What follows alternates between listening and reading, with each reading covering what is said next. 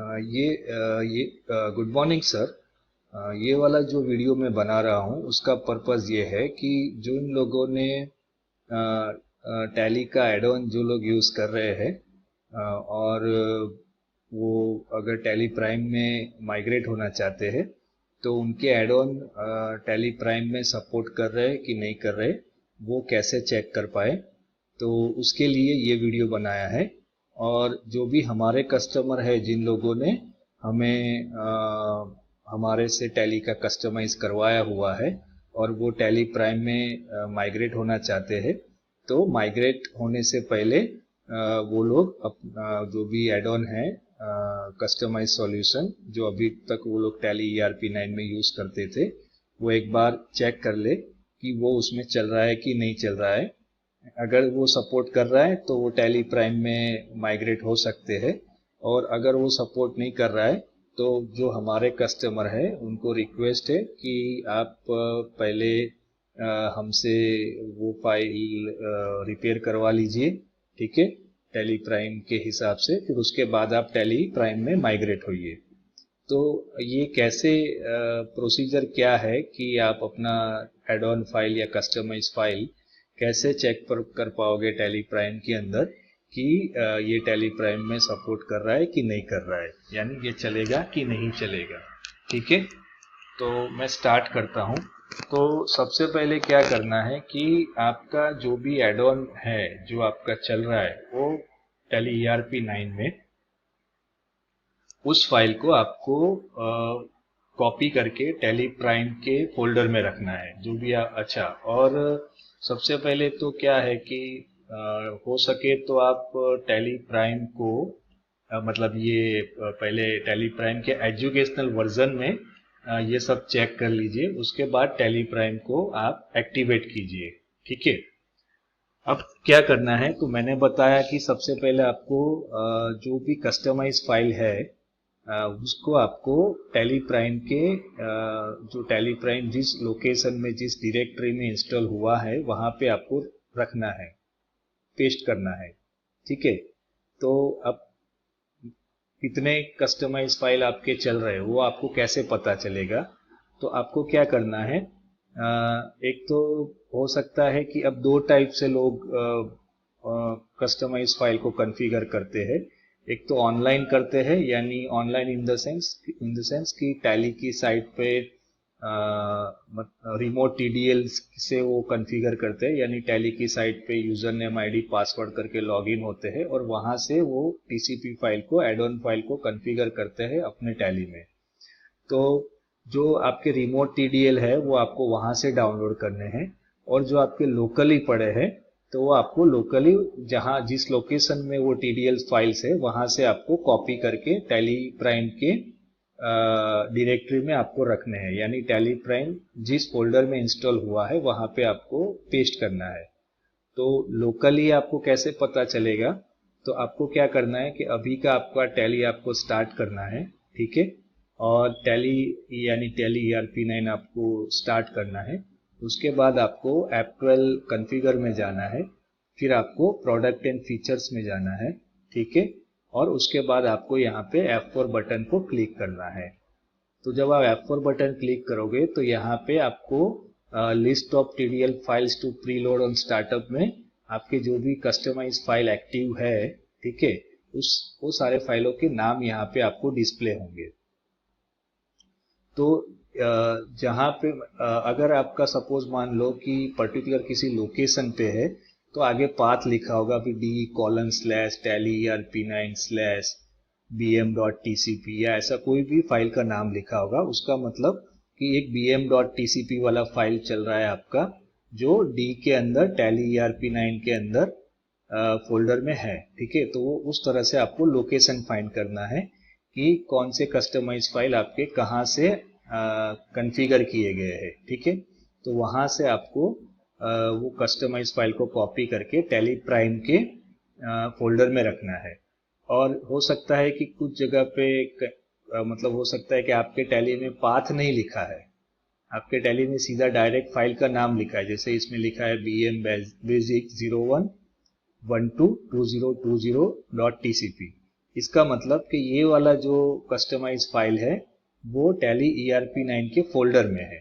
ठीक है, तो जैसे अगर पाथ नहीं लिखा है तो वो फाइल कैसे आपको कॉपी करना है वो मैं आपको दिखाता हूँ। और जहाँ पे पाथ लिखा है वो तो सिंपल है, आपको उस पाथ पे जाना है, वहाँ पे आपको वो फाइल डिस्प्ले हो जाएगा और वहाँ से आपको कॉपी करना है। अब जिसमें पाथ नहीं लिखा है तो उसमें आपको टैली का फोल्डर ओपन करना है। तो जैसे ये मेरा BM Basic 01122020.tcp इसमें जो चल रहा है, तो मैं उसको कॉपी करूंगा। तो डेस्कटॉप पे मेरा जो टैली का आइकॉन है उसको राइट क्लिक करूंगा, ओपन फाइल लोकेशन में जा रहा हूँ। ठीक है, तो ये टैली ERP9 का फोल्डर ओपन हो गया और यहाँ से वो फाइल को मैं कॉपी करूंगा। तो यहाँ पे ये मेरा ये फाइल है BM Basic 01122020.tcp। तो इसको मैंने कॉपी किया। ओके, और कॉपी करने के बाद अब मैं उसको टैली प्राइम के फोल्डर में रखूंगा। तो टैली प्राइम इंस्टॉल होने के बाद आपके डेस्कटॉप पे टैली का जो एक आइकॉन बनेगा, सॉरी टैली प्राइम का, उसको आपको राइट क्लिक करके ओपन फाइल लोकेशन करना है और यहाँ पे आपको उस फाइल को पेस्ट कर देना है। ठीक है, तो वो वाला फाइल आपने टैली प्राइम में कॉपी कर दिया। तो यानी आपके एक फाइल हो या एक से ज़्यादा हो, जितने भी फाइल आपके चल रहे हैं वो सब फाइल को आपको इस तरह से टैली प्राइम के फोल्डर में कॉपी करके रखना है। अगर आपका रिमोट TDL है तो रिमोट वहाँ से आप डाउनलोड करके आप टैली प्राइम के फोल्डर में रखिए।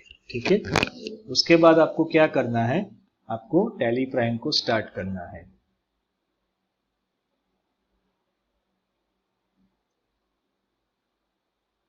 अब जैसे ये टैली प्राइम शुरू हो जाएगा, स्टार्ट होने के बाद आपको क्या करना है,